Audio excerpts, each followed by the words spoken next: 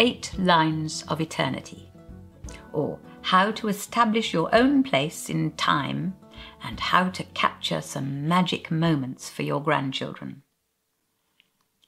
There's something about being a grandparent which makes you know your place in time. You may remember that when you became a parent, you suddenly downloaded a raft of appreciation and gratitude for your own parents.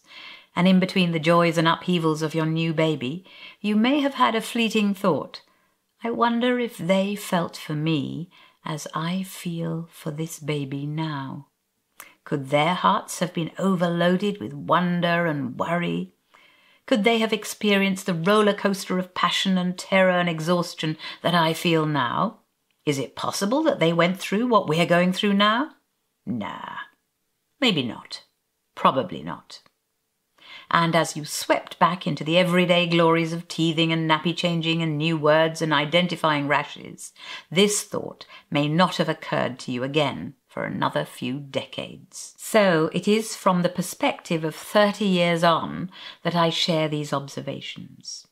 When you are a grandparent, you most definitely do see yourself in a longer time frame. It isn't just about the wisdom of the years. It's about a kind of time telescope, a perspective that enables you to look both ways in time, backwards to your own children when they were children rather than grown-ups, and back to yourself as a child, and back to imagining even your grandparents as young and playful and hopeful. And you can see forwards in time. You can observe and identify the family genes writ large in your grandchildren.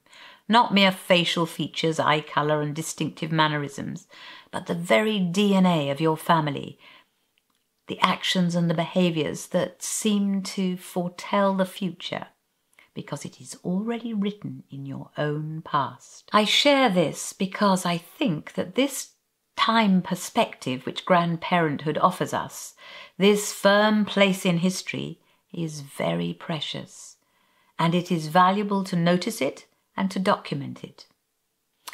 I can best explain what I mean by reading you this short piece of writing by Khalil Gibran.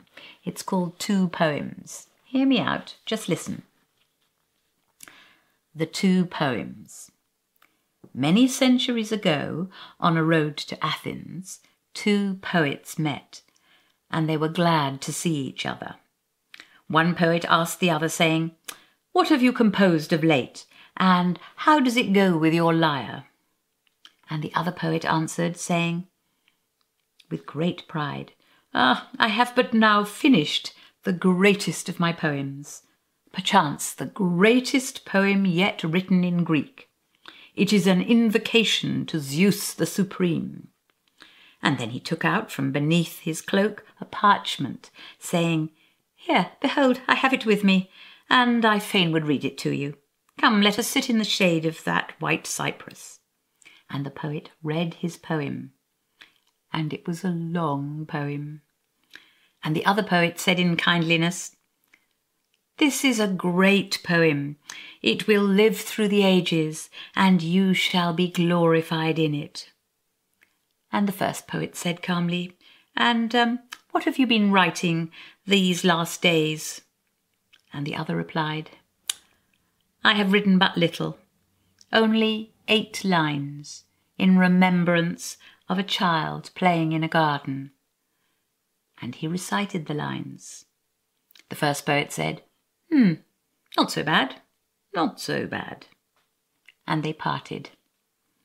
And now, after 2,000 years, the 8 lines of the one poet are read in every tongue and loved and cherished.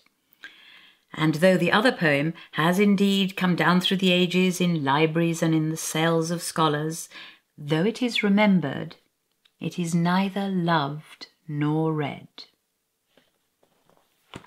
So, you may not be a poet, but you are a grandparent, and I think that makes you a sort of a poet, noticing and appreciating the absolute miracle of new life from a perspective that the overwhelmed parents couldn't possibly see it, watching the growth and development, the everyday magic of a growing child, chronicling what they say and do. You might not be much of a writer or photographer, but the technological wizardry of today gives you the kit to capture these moments in a digital format as well as in your heart, and you can give them a longer life than parental memory. As you can now see more clearly your own place in the great turning cycle of time, you can pinpoint and save some magic moments. Your children will be glad, and your grandchildren will be gladder still, because when they are old enough to notice and care, they will be able to see their place in time. It gives a sense of security and self-esteem to know their own position in history of your family and in the history of the world. A young cousin of mine, a curious child and the youngest in her family, used to look at the family album and demand to know why she wasn't in all the pictures, particularly the ones that were before her time. "Well, you weren't born then," her family would explain. She was a little aggrieved by the fact that they were taking photographs before she even had the chance to be in them. "Yes, but where was I when you took the pictures?" No amount of reasonable or unreasonable explanations, unfertilized eggs, unspent sperm, stalks or gooseberry bushes would satisfy her. It is, after all, a giant question that has foxed philosophers for millennia. Great grown-up minds ponder, is there life after death? So it is not surprising that it should puzzle a small mind, is there life before birth? Eventually, she created a story that satisfied her own understanding. She would show off the family album to visitors and explain that the frames in which she was absent, "I'm not in that one. I was at the Bourne shop till Mum and Dad could come and buy me."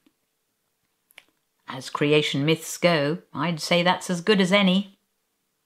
So you may not be able to explain to your grandchildren where they were before birth, but you are uniquely placed to tell them what happened immediately afterwards, and in the months and years that followed, when their parents were too sleep-deprived to lift a camera or jot a note to remember their progress.